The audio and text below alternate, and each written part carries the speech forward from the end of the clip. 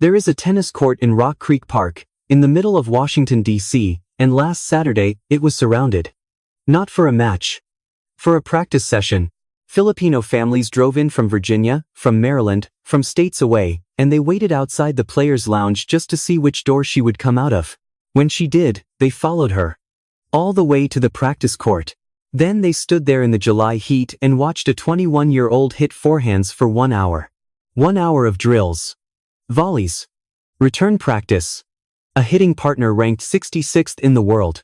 That was the entire show, and by the end of it, tournament security had to step in and organize the crowd into a line, because too many people wanted a photograph and an autograph from a player who had not played a single point yet.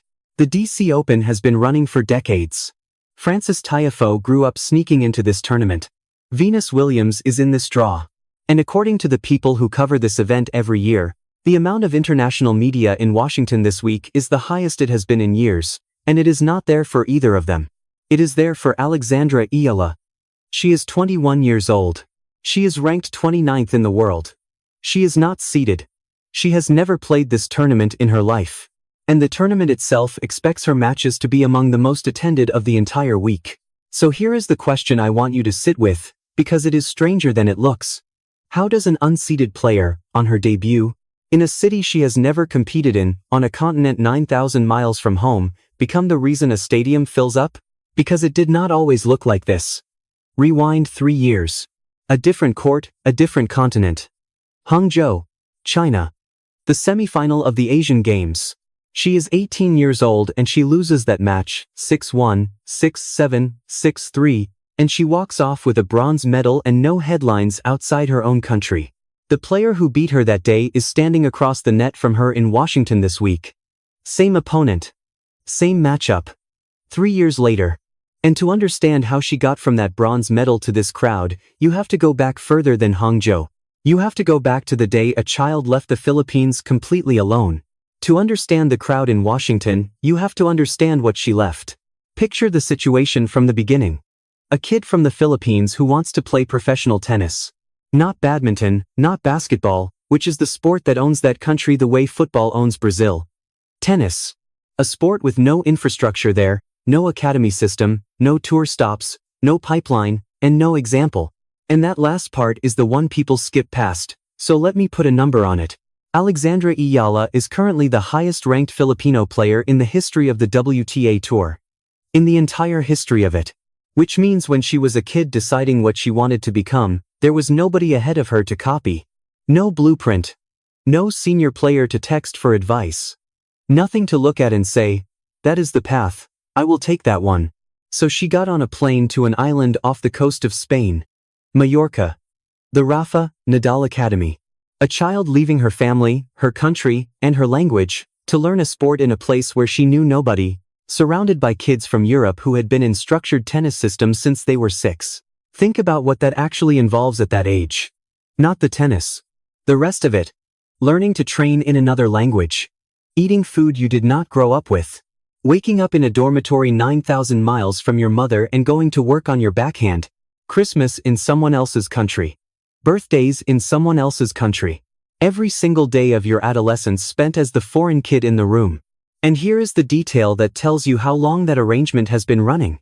The coach who supervised her practice session in Washington last Saturday, the one running her through forehands and point construction drills while 300 Filipinos watched from behind the fence, is Joan Bosch.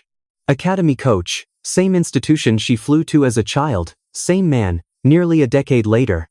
On a different continent, in the capital city of the United States, with a crowd around the court that did not exist back then. That is not a career. That is a decision she made as a kid and never walked back. And this is the part where I want to stop and say something to the people watching this, because if you are Filipino, or you grew up in a family that moved, you already know exactly what I just described. Somebody in your family got on a plane. Somebody left a place they loved for a place with better odds. And they did it alone, and they did it young, and nobody threw them a parade for it.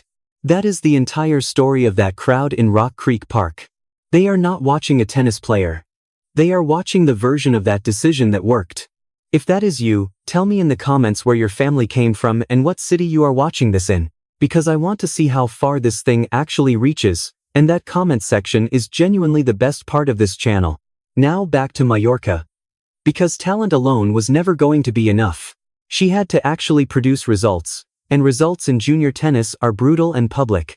You lose in the first round of a tournament in Germany and nobody writes about it, but you know, and your coaches know, and the ranking knows. She kept climbing anyway. Junior titles. Junior Grand Slam success. Enough to make people in tennis start saying her name with genuine interest instead of politeness. And then the professional tour arrived. And the tour does not care about your story. Because on the WTA tour, there is no allowance for the fact that you came from a country with no tennis history. There is no bonus for the flight you took as a child.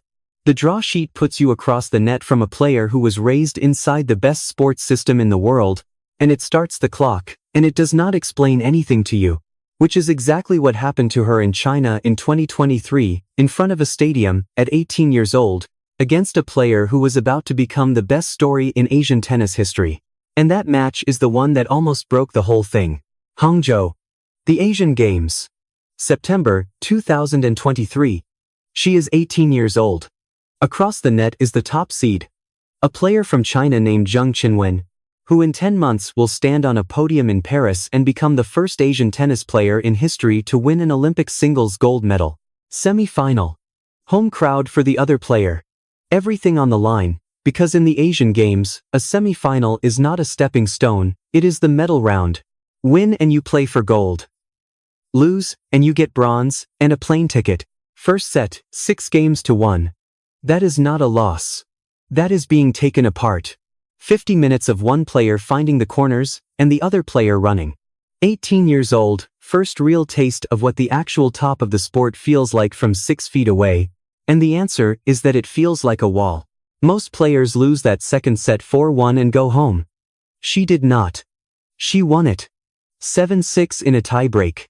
Meaning at some point in that set, down a set to a future Olympic champion, in a hostile stadium, at 18, she stopped running and started dictating, and she held it together through a tiebreak where every single point could have ended her tournament. Here is the detail almost nobody knows about that week. Zheng Qinwen won the gold medal in Hangzhou. She went through that entire tournament, every round, every opponent. And Alex Eala is the only player in the whole draw who took a set off her. The only one. So, ask yourself the first question. If you are 18 years old and you are the only person in an entire international tournament who can take a set off the champion, what should happen to your career next? You know what should happen. Something should happen. Someone should write it down. Third set. 6-3. Over. Bronze medal. And then the thing that actually hurts, which has nothing to do with that afternoon. Watch what happened to the two of them after that match, because it is a study in how unfair the sport can be. Zheng Qinwen went to the Australian Open and reached the final. She climbed to number 4 in the world. She won 5 WTA titles. She went to Paris and won the Olympics and got a nation of over 1 billion people behind her. And Eala went back to work. No headlines. No feature pieces. Nobody outside the Philippines running her name in a segment. Because tennis does not cover the player who lost the semi-final, no matter how she lost it, bronze medals do not trend. The only people who knew what that second set meant were the people in her own camp and a country watching a live stream at 3 in the morning. Second question. How many 18-year-olds take a set off a future Olympic champion and then disappear completely from the conversation? The answer is most of them. That is the normal outcome. That is what happens to almost everybody. Junior promise is the most common thing in tennis and top 30 is the rarest, and the graveyard between them is enormous. And the reason that gap is so wide is not talent. Watch a top 100 practice session and a top 10 practice session side by side and you will not be able to tell them apart. Both can hit every shot. Both can find a line. The difference is what survives contact. What happens on the 8th game of the 3rd set when your legs are heavy and the crowd is against you and you have to hit a second serve to a player who punishes second serves? What happens when you are up a break and you can feel it, and the feeling itself is the problem? That is the wall she hit in Hangzhou in the first set, 6-1, and it is the same wall that ends 9 out of 10 careers that look promising at 18. And she still had that wall in front of her. Because that bronze medal was a national achievement. Genuinely, for the Philippines, it was history. But for the person standing on that court, it was documentation of something worse. It was proof that on her best day, against the best opponent she had ever faced, she could take one set out of three. 1 out of 3. That was the ceiling as of September 2023. So put yourself in her position that night. You are 18. You left your family as a child. You have spent your adolescence in a dormitory in Spain hitting forehands. Your country has no tennis history and no player to guide you, and you are the closest thing it has ever had. And your reward for the best performance of your life is a bronze medal, a set you will remember forever, and a plane to the next tournament where nobody knows your name. The gap was real. The gap was measured. And nothing in her career up to that point suggested she was going to close it. Then, 18 months later, in Florida, she walked onto a court against the second best player on the planet, Miami. March 2025. 18 months after Hangzhou, she is 19 years old, ranked outside the top 100, playing on a wild card at a WTA 1000 level event, which is one rung below a Grand Slam. Third round. Across the net. Iga Swiatek. Let me be specific about who that is at that moment, because if you are new to tennis, the name alone does not carry it. 5 Grand Slam titles. Number 2 in the world. A player who had spent most of the previous 3 years at number 1, who had won Roland Garros 4 times, who at that point had a hard court record that made her arguably the most complete player in the sport. Not a top 10 player, a generational one. Nobody outside the Philippines expected this match to be competitive. First set. 6-2. Read that again. Not 6-4, not a tiebreak, not a plucky effort. 6 games to 2, against the second-ranked player in the world, from a teenager nobody had seeded. Second set. And this is the part that matters more than the first one. Because here is what happens to young players in that exact situation, and it happens every single week on tour. You win the first set against a superstar. Then your brain wakes up. You start doing math. You start thinking about what this would mean, about who is watching, about the headline. And the superstar smells it, because she has smelled it 100 times, and she takes the second set 6-1, and the third set 6-2, and everybody says what a great effort in the first set. That is the standard script. That is what should have happened. Second set. 7-5. 7-5 means it went to 11 games. 7-5 means she had to hold serve 5 separate times under the heaviest pressure she had ever felt, and then break the number 2 player in the world at 5-all, with a match against Iga Swiatek on the line and a stadium in Florida making noise. 6-2, 7-5. And she was not done. Next round she beat Madison Keys, a Grand Slam champion. She kept going all the way to the semi-finals of a WTA 1000 event at 19 years old. Now, here is the reframe, and this is the thing I need you to see, because it is the entire reason this video exists. You have been watching this whole story as a tennis story. Ranking climbs, medals, results, and on that reading, Miami is a great win. A breakthrough. A nice line on a resume. That is not what Miami was. Because remember the wall from Hangzhou. 1 set out of 3 against the best opponent she had ever faced. That was the measured ceiling. And the thing about that wall is that everybody assumes you break it slowly. You get closer. You lose a tight one. You lose another tight one. You take a set, then 2, then eventually, after 3 or 4 years of getting punched, you win 1. She skipped that. She went from 1 set in 3 against a future Olympic champion to beating the number 2 player in the world in straight sets, and she did it in 18 months. But that is still just the tennis. Here is the actual twist. That win did not change her ranking in a way anybody would remember. It changed something else entirely. Because back in the Philippines, at 3 in the morning, people were awake watching it. And when it was over, she was not a promising junior anymore, and she was not a bronze medalist anymore. She became national property. That is the moment the crowd was born. Not the ranking, not the prize money, not the trophy she did not win. Those 2 hours in Florida created a fan base that now travels, that fills practice courts in Rock Creek Park, that flies flags in Melbourne in January and Dubai in February, that produces the largest international media presence Washington has seen in years for a player who is not seated in the draw. Everything you are seeing in DC this week was manufactured in 2 hours in Miami in March 2025. And that is the thing almost nobody frames correctly. We keep score of matches. But Miami was not a match result.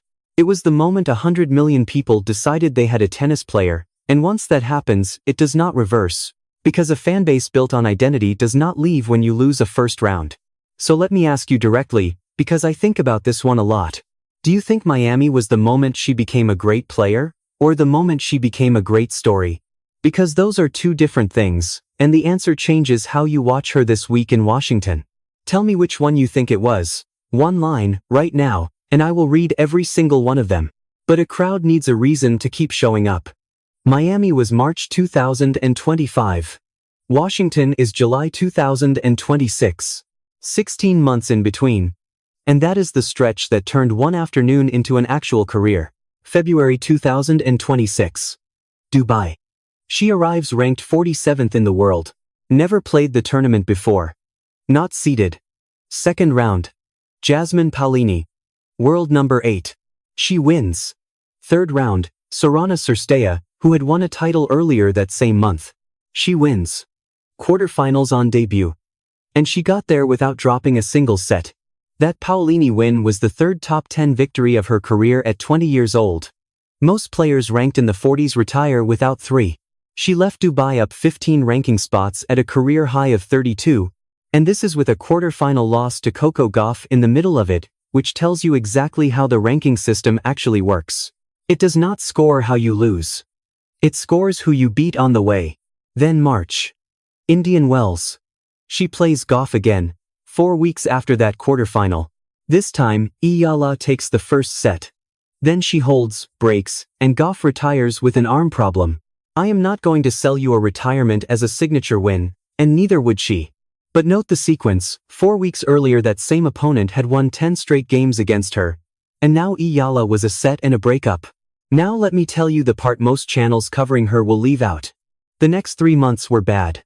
The hardcourt season after Indian Wells had problems. The clay season was worse. And the questions that came out of it were not from haters, they were from people reading results, and the question was fair. Was Miami the ceiling?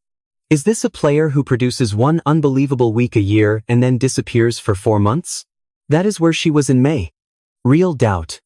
Documented doubt. Then the grass arrived, and everything I just said stopped being true. She won the Birmingham title. Then she reached the semifinals in Berlin, a WTA 500 event. On the way through that stretch she beat Elena Rybakina, a Wimbledon champion, and Alina Svitolina, a former top 5 player. And then Wimbledon. Third round. Iga Swiatek. But not the Swiatek from Miami in 2025. The defending champion. The player holding the title on that surface, on the court where she had won it. Eala beat her. Fourth round of a Grand Slam. First Filipino in the Open era to get there. Ever. In the history of the sport. First time she had ever reached the second week of a major. She lost the fourth round to Paolini, and by then it did not matter, because the number that came out of that fortnight was the one she had been chasing since she was a kid in Mallorca. Career high. 28th in the world. The highest ranked Filipino player who has ever existed. Now, go back to Hangzhou for 1 second, because the loop closes here. September 2023. 1 set in 3 against Zheng Qinwen. That was the ceiling. July 2026. She beats the defending Wimbledon champion on center court, and reaches the second week of a Grand Slam. 34 months. That is the entire distance from that bronze medal to this crowd, and it answers the question I asked you at the start of the video. How does an unseeded player on debut become the reason a stadium fills up in a city she has never played in? She does it by being the first person from a country of over 100 million to ever reach the second week of a major, 3 weeks before showing up in Washington. And now here is the thing I have not seen anybody say about this week. And if you have made it this far you have earned it, because this is the piece of information that actually predicts what happens next. Look at her ranking points. Across this entire North American hardcourt swing, Dubai, Toronto, Cincinnati, all of it, Alexandra Eala has 70 ranking points to defend. 70. That is it. And it gets better. 10 of those 70 are already guaranteed, because she has a first round bye in Toronto, which pays 10 points for walking into the building. The other 60 came from reaching the second round of the US Open last year. So do the math with me. She is 29th in the world right now, with almost nothing at stake. Every round she wins in Washington is a net gain. Every round in Toronto, net gain. Cincinnati, net gain. The US Open, where she has 60 points sitting there from a second-round exit, is the single softest defense of her career on the biggest stage of her career. Which means this is the summer where her ranking can essentially only move in one direction, and she walked into it having just beaten the defending Wimbledon champion. Which brings us back to a practice court in Rock Creek Park, and to the thing that is actually happening in Washington this week. Because it is bigger than one draw sheet. Here is what is actually happening in Washington this week, and it has nothing to do with the draw. The DC Open has Frances Tiafoe, who grew up in Hyattsville, sneaking into this tournament as a kid. It has Venus Williams, 7 Grand Slam singles titles, one of the greatest athletes American sport has produced. Both of them are headliners. Both of them have been headliners here for years. And the local press describes Alexandra Eala as the third name on that list who brings less experience and just as big a crowd. 21 years old. Ranked 29th. Unseeded. Never played the event. Equal billing with a legend, on pulling power alone. And it is not only Filipinos anymore. The reporters who cover this tournament every year say the international media presence is the largest they have seen in years, and they attribute it to her popularity among Filipinos, among Filipino Americans, and across the wider Asian tennis diaspora. That is a much bigger number than one country. That is a demographic that professional tennis has spent 2 decades and a lot of money trying to reach with events, exhibitions, and marketing, and none of it worked the way one kid from Manila worked. She did not grow that audience. She arrived, and it was already hers, and it follows her now. Melbourne in January. Dubai in February. Rock Creek Park in July. For a practice session. And one last detail, because it tells you who she is at 21 better than any result. She was supposed to play doubles here with Venus Williams. They had already teamed up on grass earlier this year. They had a wild card. Fans had a nickname for the pairing. They were photographed training together in Washington 2 days before the tournament. She pulled out. Her own explanation was that she does not have the capacity yet. Think about what that takes. A dream partnership with a 7-time major champion, handed to you, and you look at your body, look at the 6 weeks in front of you. Washington, then Toronto, then Cincinnati, then the US Open, and you say no. At 21, that is not a kid enjoying a moment, that is somebody protecting a career she intends to have for another 15 years. So this is where we are. A country with no tennis history, no academy system, and no player who had ever done any of this, sent one child to an island off the coast of Spain. 12 years later, she is the highest-ranked Filipino in the sport's history. She is filling stadiums in the capital of the United States. She is not seeded. And she has 70 ranking points to defend all summer. Washington is a 500-level event in a public park in Rock Creek. Ask yourself what New York looks like in September. Because that is the question, and it gets answered in 5 weeks. The US Open, 23,000 seats in Flushing Meadows, the biggest tennis stadium on earth, and the largest Filipino-American population in the country, sitting one train ride away in Queens and New Jersey. If a practice court in a park had to be managed by security, I do not think anybody has any idea what that is going to look like. I am going to be covering every round of it, from Washington through Toronto and Cincinnati and into New York, with the actual tennis and the actual numbers instead of the hype. If you want to be in the room when that answer arrives rather than reading about it 3 days later, you know where to find me.